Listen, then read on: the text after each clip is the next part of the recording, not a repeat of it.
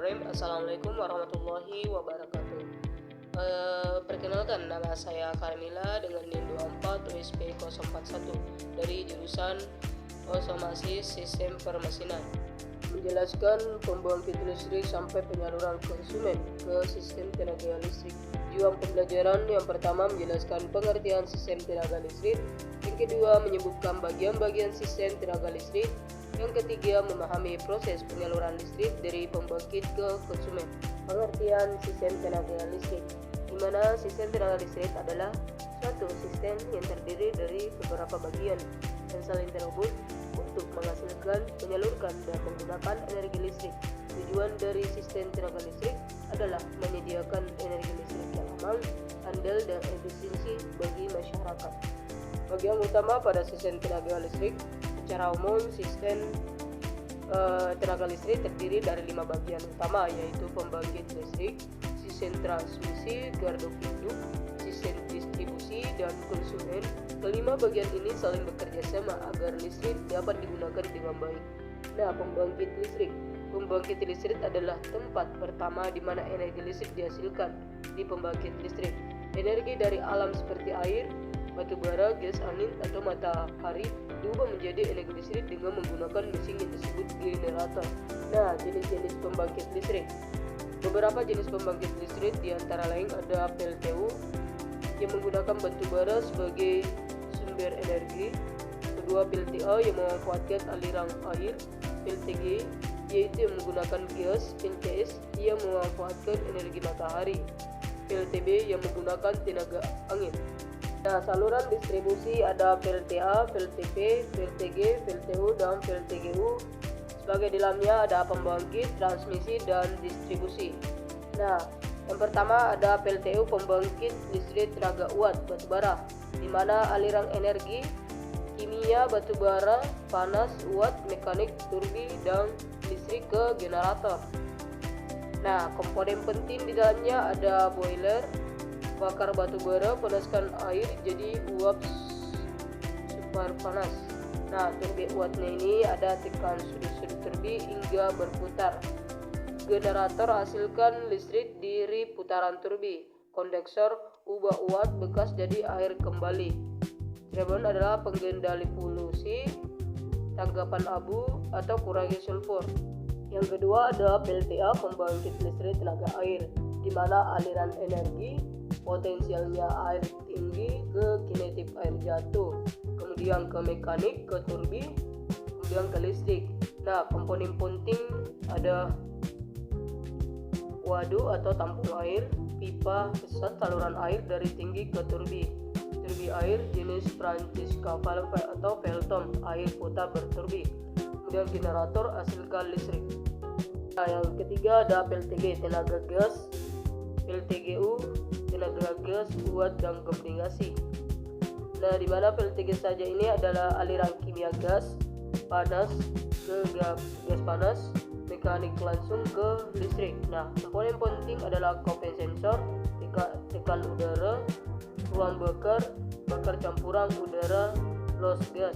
Nah, turbi gas ini gas panasnya efisiensi putar turbi.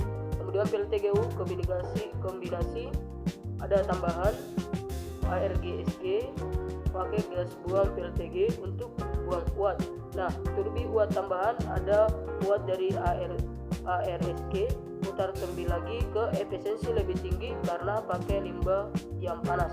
Dan ada PLTS, pembangkit listrik tenaga surya, di mana aliran energi ini cahaya matahari ke listrik DC, listrik DC ke listrik AC, yaitu via inverter. Kemudian ada komponen penting, pertama panel surya atau cell voltaic ubah ke cahaya jadi listrik DC. Kemudian inverter ubah DC jadi AC sesuai grip. Nah, rangkaian tracker arahkan ke panel matahari. Kemudian kelima ada PLTB, pembangkit listrik tenaga bayu angin. Ini ada generator hasilkan listrik, ada transformator naikkan tegangan untuk transmisi. Kemudian yang ketiga sistem kontrol, pantau, dan kendalikan operasi. Nah, di mana aliran energi ini ada kinetik angin, kemudian ke mekanik putar rotor, langsung ke listrik. Nah, komponen penting ada bilan rotor angkat angin. Nah, kedua ada nislen berisi jika ada dan generator. Nah, ketiga ada menara, tinggikan rotor. Kemudian yang terakhir sistem yaw, yaitu putar reke ikuti arah angin. Nah, prinsip kerja PLTU, PLTA, dan PLTG, dan PLTD yaitu PLTU prinsip kerjanya mengubah energi kimia dalam batu bara menjadi energi panas, uap, lalu energi mekanik, putaran turbi, dan akhirnya menjadi energi listrik. Nah, PLTA prinsip kerjanya itu memanfaatkan energi potensial air tertampung dan energi kinetik aliran air untuk memutar turbi. Nah, prinsip kerja PLTG siklusnya ini terbuka, biasanya gas alam dibakar, kemudian gas panas berekspansi langsung memutar turbi gas. Nah, PLTS prinsip kerjanya ini efek fotovoltaiknya mengubah foto cahaya matahari langsung menjadi arus listrik searah DC. Nah, PLTB prinsip kerja mengubah energi kinetik angin menjadi energi mekanik. Nah, putaran rotornya ini lalu menjadi energi listrik. Nah, pada sistem transmisi, setelah listrik dihasilkan, listrik disalurkan melalui sistem transmisi. Sistem transmisi ini menggunakan tegangan sangat tinggi seperti 150 kV hingga 500 kV. Tujuannya pengguna tegangan tinggi adalah untuk mengurangi kehilangan energi listrik saat disalurkan dalam jarak yang jauh. Garduk induk, di mana garduk induk ini berfungsi untuk menurunkan tegangan listrik dari sistem transmisi agar dapat menyesuaikan sistemnya distribusi. Selain itu, garduk induk juga berfungsi sebagai tempat pengaturan dan pengamanan aliran listrik agar sistem tetap stabil. Dan sistem distribusi adalah bagian yang menyalurkan listrik dari garduk induk ke konsumen. Tegangan listrik ini diturunkan menjadi tegangan rendah, yaitu sekitar 220 volt. Nah, agar aman digunakan di rumah dan tempat lainnya, proses ini menggunakan trafo distribusi. Konsumen listrik adalah pihak yang menggunakan energi seperti rumah tangga, sekolah, perkantoran, industri, dan fasilitas umum. Listrik digunakan untuk penerangan, alat elektronik, mesin industri, dan berbagai kebutuhan lainnya.